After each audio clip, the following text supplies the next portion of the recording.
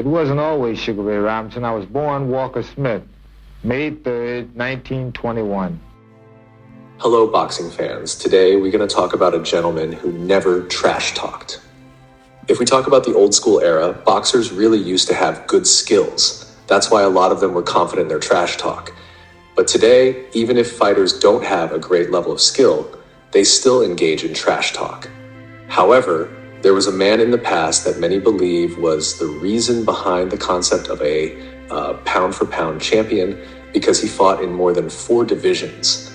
He was always trying to fight the top fighter in each division, and when he defeated them, he moved on to another, but never engaged in trash talk, and people fell in love with how he used to carry himself. Many people don't know this, but the toughest fight he had was out of the ring, when his mother found out about his fighting and about the name conspiracy. Have a look at this video. I'll tell you 3 things, Jack. The toughest fight I had out of the ring was when my mother found out that I was fighting.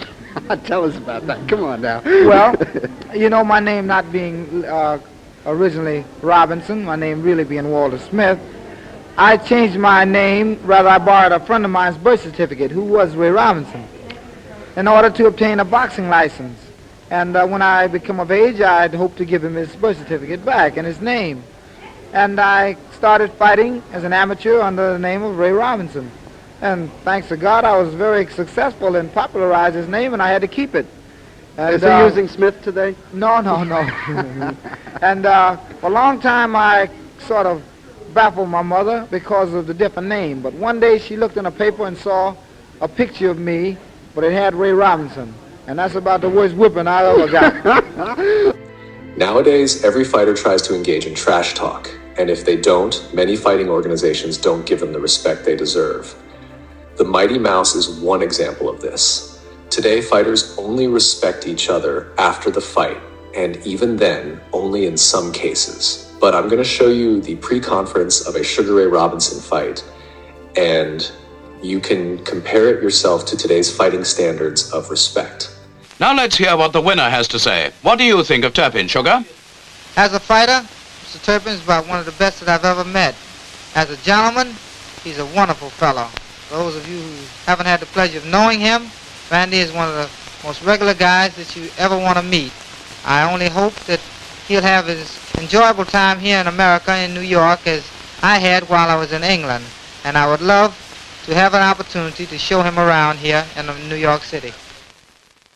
He lost his second fight after going 130-1. By the way, in case some of you don't know, Robinson's best fights were rarely filmed. This was when he was a welterweight, fighting many middleweights as well. He was the undisputed welterweight champion for so many years, and no welterweight could possibly beat him.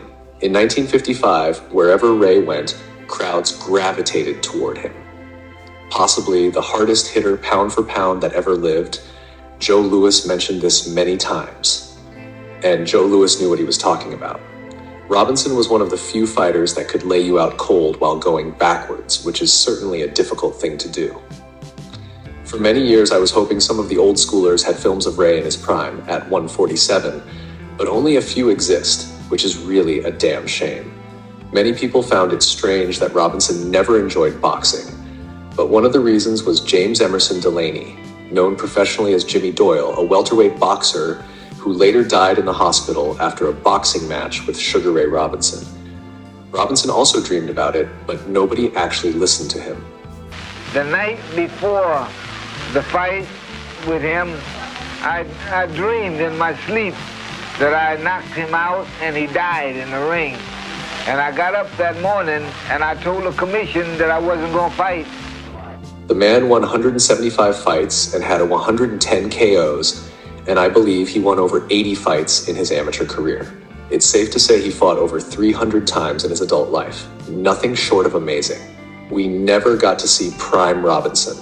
This is the measure of pound-for-pound greatness. This man was in a league of his own, and the entire way he fought was like watching an artist paint or a musician improvise. All the greats learned from Ray, and anyone who is a student of the game must pay homage to the undisputed P4P champ. I've never enjoyed boxing.